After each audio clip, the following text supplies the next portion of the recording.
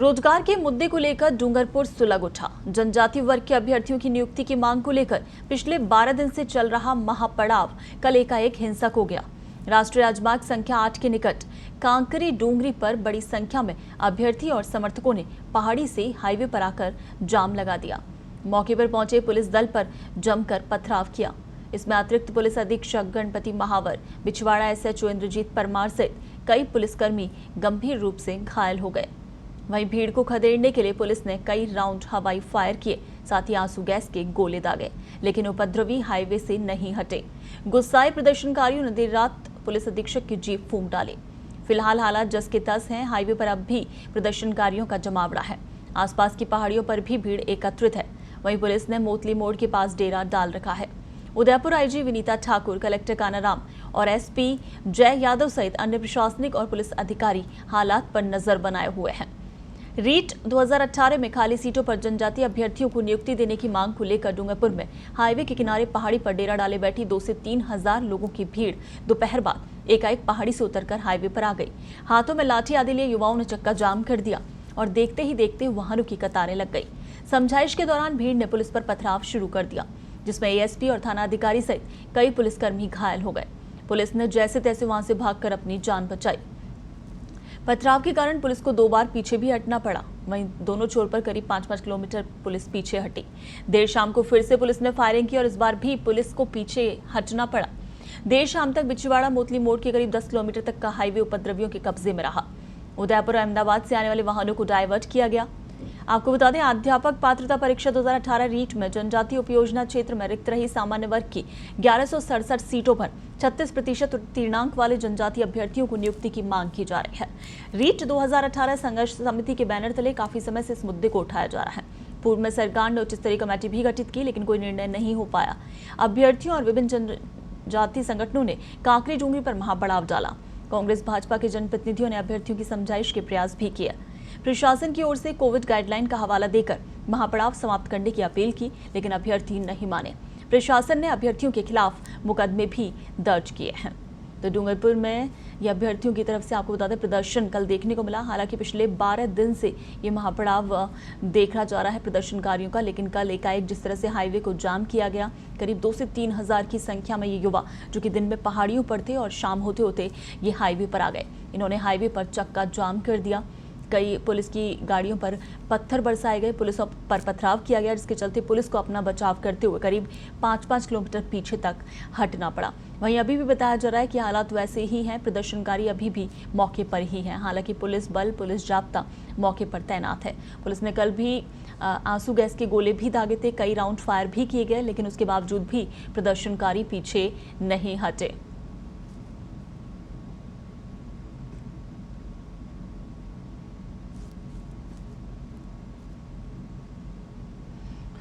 तो चलिए इस पर ज्यादा जानकारी और अपडेट के लिए हमारे सहयोगी विनय फोन लाइन पर हमारे साथ जुड़ गए हैं। विनय, फिलहाल अभी क्या कुछ अपडेट है मौके पर? नियंत्रण से बाहर होती नजर आ रही है। आक्रोशित भीड़ ने जो पहले सुबह में आज पुलिस ने लगभग 1-1.5 किलोमीटर हाईवे खाली करवाया था, उस पर वापस आज प्रदर्शनकारियों ने कब्जा कर लिया है। जाब्ते को एक बार पुनः लगभग 1.5-2 किलोमीटर पीछे हटना पड़ा है। पुलिस लगातार आंसू गैस के गोले छोड़ रही है और रबर बुलेट भी चला रही है, लेकिन भीड़ के आगे पुलिस बेबस नजर आ रही है। जी विनय, जिस तरह से कल भी इसी तरह के हालात बने थे, पुलिस ने कल भी आंसू गैस के गोले दागे थे, कई राउंड फायर भी किए थे, लेकिन तब भी प्रदर्शनकारी पीछे नहीं हटे। हालांकि पुलिस को ही खुद पीछे हटना पड़ा था। 5-5 किलोमीटर तक पुलिस पीछे हुई थी, अपनी जान बचाती भी नजर आई थी। तो क्या आज और अतिरिक्त जाब्ता है? कितनी संख्या में पुलिस बल वहां पर तैनात है और किस तरह की कोशिश है? अतिरिक्त जाब्ता भी है, लगभग 200 पुलिस जवान मौजूद हैं यहाँ पर। लेकिन हाईवे का जो एरिया जो अभी उपद्रव में प्रभावित एरिया है, वो लगभग 10 किलोमीटर का है। उसमें जाब्ता काफी कम नजर आ रहा है। जिस तरह की संख्या आंदोलनकारियों की है, उसके आगे क्योंकि जाब्ता पूरा बिखरा हुआ है, लंबा चौड़ा रोड है, 6 लेन हाईवे है, तो अगर एक झुंड में अगर मान लो 50 सुरक्षाकर्मी भी खड़े हैं तो उनकी संख्या बहुत कम नजर आती है जी, क्योंकि सामने जो भीड़ आ रही है वो लगभग 1000, 2000, 3000 की भीड़ आ रही है जी। तो विनय, रात भर ये प्रदर्शनकारी क्या यही हाईवे पर ही डटे रहे थे या फिर जो बताया जा रहा है जैसे कि पहाड़ियों पर ये लोग चढ़ गए थे? जी, हाईवे से लगती हुई पूरी पहाड़ियां हैं और काफी संख्या में तो लोग हाईवे पे सड़क पर ही बैठे रहते रात भर, और बाकी सभी लोग आसपास की पहाड़ियों पर चढ़े हुए थे और वहीं से चित्कारें कर रहे थे। जो भी पुलिस का जरा सी भी मूवमेंट शुरू होता है तो वापस वहां से पथराव शुरू कर देते थे। इसलिए पुलिस ने बिना रात को जान-माल के नुकसान ना हो किसी तरह का, यही ध्यान रखते हुए, धैर्य रखते हुए किसी तरह की कार्रवाई नहीं की।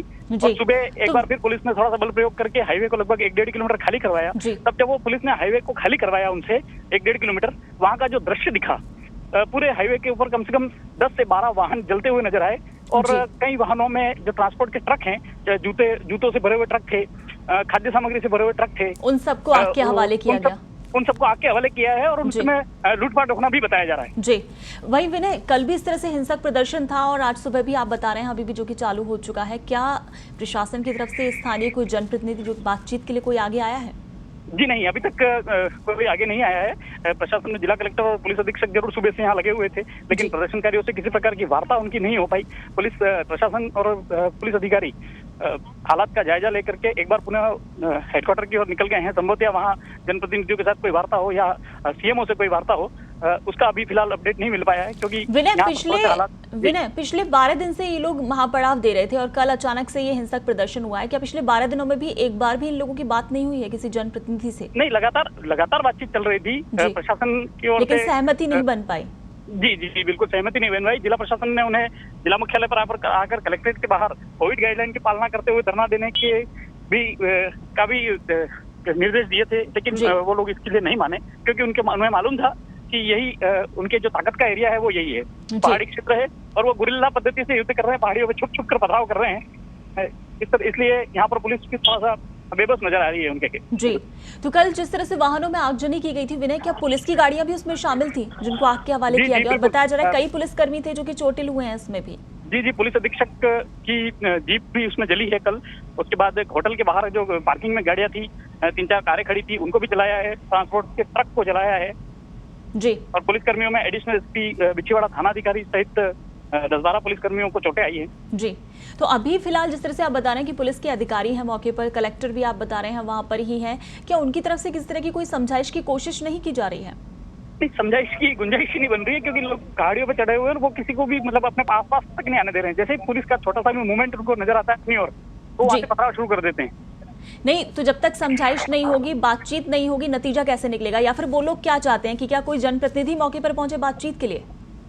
जी नहीं, उनकी सिर्फ एक ही मांग है कि वो जो अनारक्षित 167 सीटें हैं जी, बस उस पर नियुक्ति का आदेश जारी किया जाए। उससे पहले भी जब भी प्रशासन ने उनसे समझौता वार्ता का प्रयास किया तो उनकी तरफ से यही मैसेज आता रहा कि आप नियुक्ति का आदेश लेकर आइए तो स्वागत है। जी बिल्कुल, चलिए विनय, इस तमाम जानकारी के लिए शुक्रिया।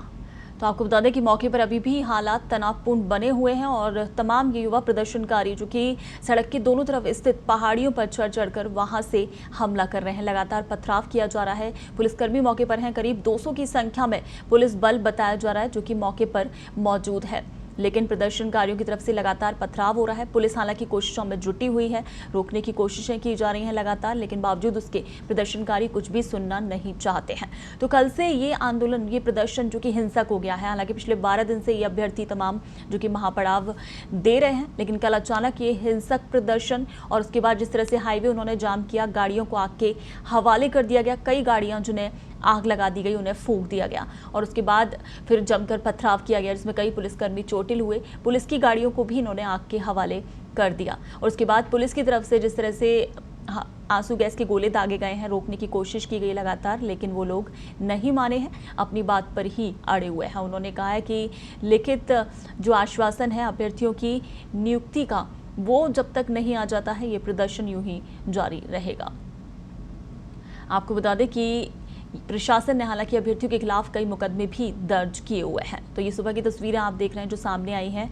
पूरा हाईवे काफ़ी दूर तक ये नज़ारा आप देख सकते हैं, जिसमें सुबह के वक्त भी नजर आया कि कई गाड़ियां जिन्हें आग के हवाले किया गया था। उसके बाद पत्थरबाजी जो जमकर हुई थी, काफ़ी संख्या में पत्थर वहां हाईवे पर पड़े हुए थे और उन्हीं पत्थरबाजी में जो पुलिस के कई कर्मी थे वो चोटिल हुए थे। तो मोतली मोड़ के पास जहाँ पर पुलिस ने डेरा डाला हुआ है, करीब 200 पुलिसकर्मी हैं बताए जा रहे हैं जो कि इसमें शामिल हैं। तो पथराव, हवाई फायरिंग और आगजनी, कल ये हिंसक प्रदर्शन और आज सुबह से भी एक बार फिर से जिस तरह से पहाड़ियों से छुप छुप कर ये अभ्यर्थियों द्वारा पथराव किया जा रहा है।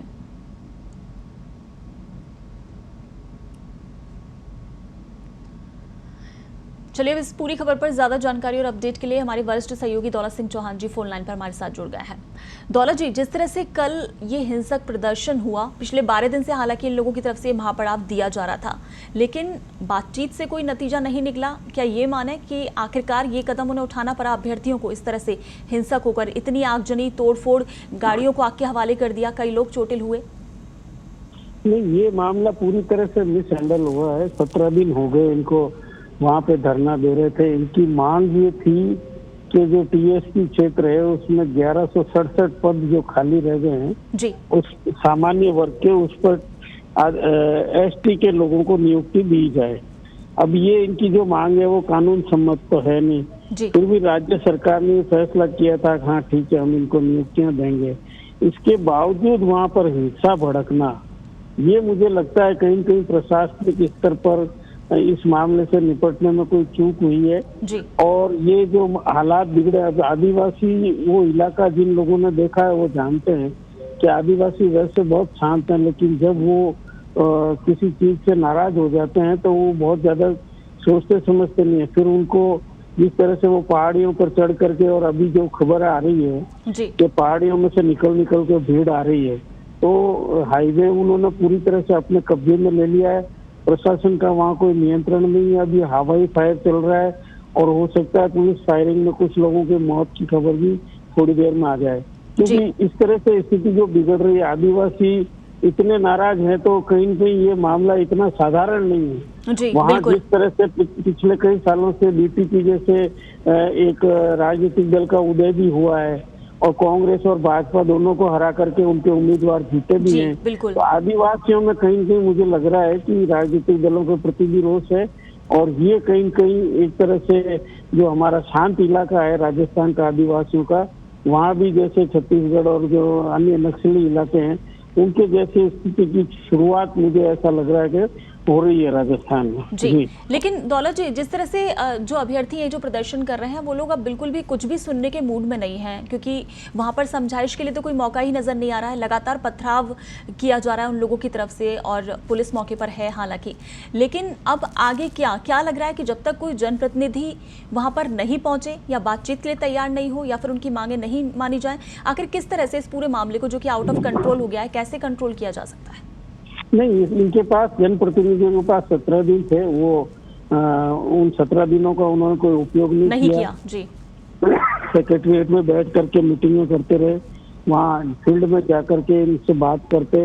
अब जो है मुझे लगता है कि एक बार तो पुलिस को सख्ती से इस सारे मामले को निपटना पड़ेगा और वो एरिया इतना खतरनाक है पुलिस के लिए भी ये सहज नहीं होगा। अगर आदिवासी भड़क गया तो उसको कंट्रोल करना इतना आसान नहीं है। हालांकि वहाँ पे मेवाड़ झील कोर की हमारी हेडक्वार्टर है खैरवाड़ा में, तो वहाँ से अब अतिरिक्त जाब्ता वगैरह जाएगा, लेकिन मुझे लगता है कि मामला काफी गड़बड़ हो गया है और सरकार ने इसको बहुत हल्के अंदाज में लिया है, जबकि ये बहुत गंभीर मामला था। हमारी जो खुफिया एजेंसियां हैं वो पूरी तरह से फेल है, उनको कोई जानकारी नहीं मिलती है कि असल में क्या चल रहा है, इसलिए मामला इतना आउट ऑफ कंट्रोल हुआ है। जी, वैसे दौलत जी आपने बिल्कुल सही कहा कि ये लोग काफी हिंसक हो सकते हैं। जैसा हमारे सहयोगी विनय से हमारी बात हुई थी अभी डूंगरपुर से, उन्होंने हमें बताया था कि जब जो वहां से वाहन गुजर रहे थे उनमें भी आग लगाई गई थी। कई ट्रक ऐसे थे जो कि ट्रांसपोर्टेशन वाले थे जो माल लेकर वहां से जा रहे थे और उसमें लूटपाट भी की गई है इन लोगों की तरफ से।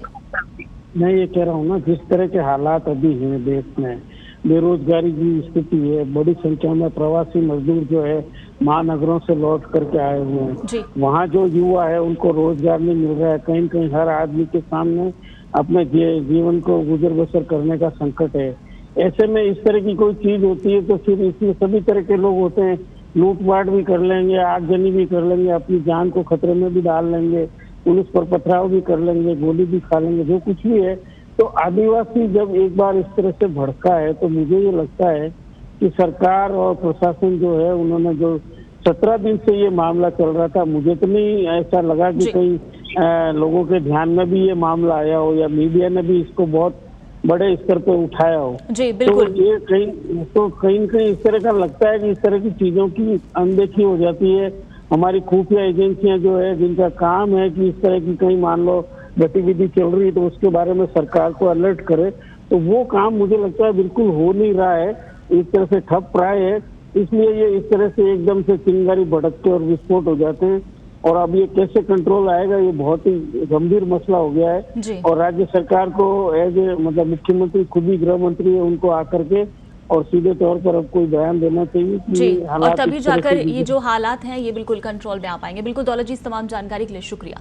तो आपको बता दें, पिछले काफ़ी वक्त से करीब 17 दिन हो गए हैं लोगों का ये महापड़ाव जो दिया जा रहा था, तब सरकार या प्रशासन की तरफ से किसी तरह की कोई सुध नहीं ली गई है। हालांकि एक दो बार बातचीत ज़रूर हुई थी, लेकिन अब कल जिस तरह से हिंसक प्रदर्शन हुआ है, अब कहीं ना कहीं वहाँ पर बेहद गंभीर माहौल बना हुआ है, क्योंकि कई लोग उसमें कल चोटिल हुए हैं। और वैसा ही माहौल आज भी सुबह से फिर नजर आ रहा है कि पहाड़ियों से निकल कर ये जो अभ्यर्थी हैं उनकी तरफ से पत्थरबाजी की जा रही है, हमला किया जा रहा है। करीब 200 पुलिसकर्मी मौके पर तैनात है। तो अब देखना यही है कि पुलिस प्रशासन या सरकार किस तरह से कदम उठाकर इस मामले को कंट्रोल करने की कोशिश करते हैं।